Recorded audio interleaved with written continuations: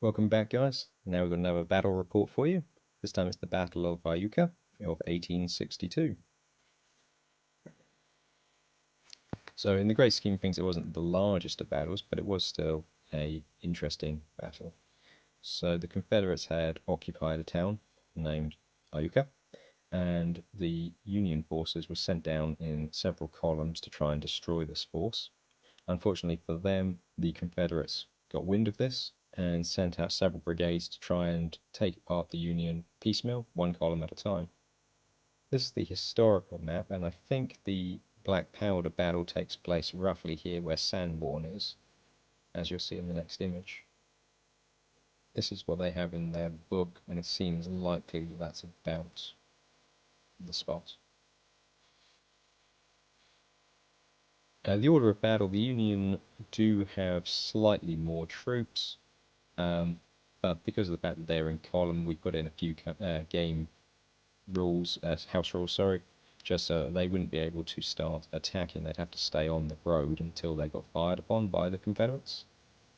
And that was our attempt to use a bit of fog of war. We are going to refight this battle in a few weeks, actually using blinds on the table, so that way we can really get the effect of not realizing where the Confederate troops are at all, and the Confederate player will be allowed to deploy anywhere he wants on his half of the table.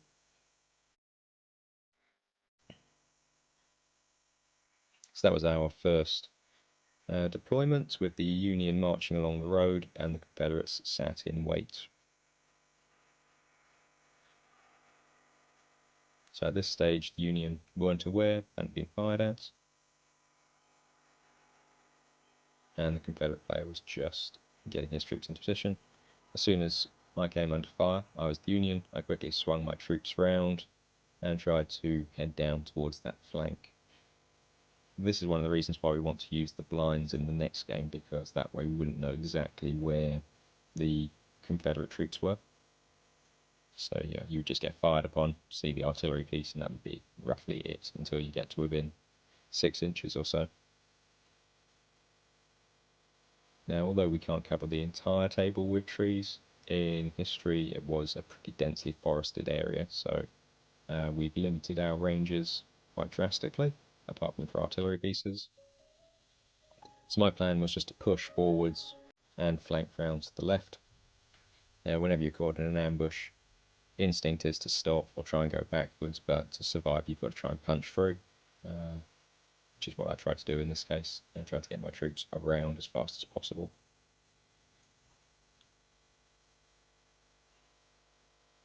Which did help, because he had his 2 artillery pieces on that crossroads, so if I had stayed put, it would have just been slaughter.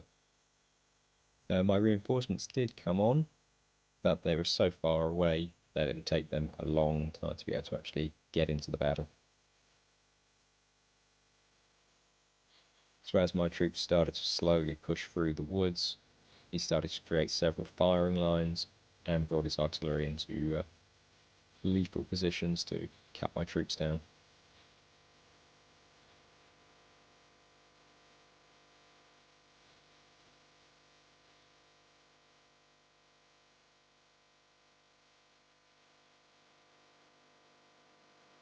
So the battle was very fun, though, that's for sure. I did enjoy this one.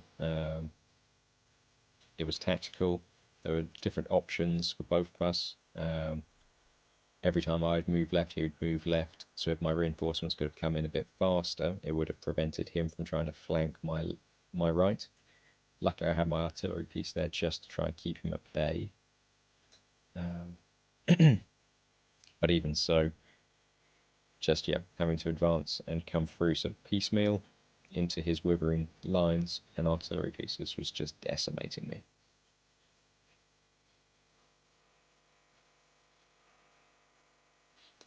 On the left there, my troops did actually make it through into bayonet range, but my troops were quite swiftly repulsed, unfortunately. But what they were able to do was keep his troops sort of locked in that position for a while, which gave my artillery time to keep firing upon him.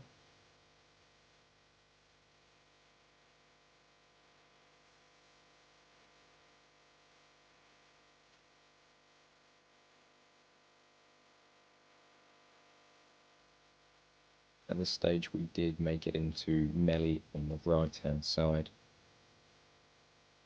But again, my troops had taken a hard pounding just getting to that stage. So that melee was pretty disastrous, let's put it that way.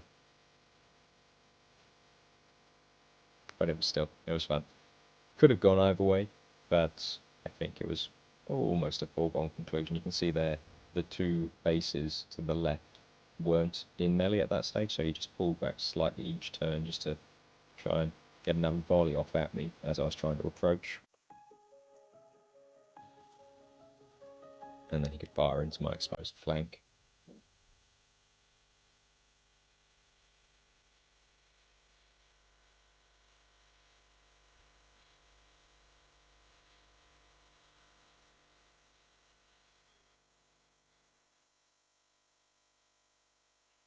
I was quite fortunate. I did manage to break one of his units, but as you can see in the center there, I'd already lost two bases from the right side, plus one from my central force, so my army was in pieces at this stage,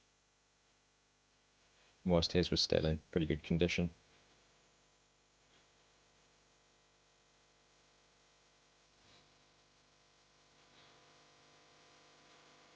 So I made the decision to form a tactical withdrawal.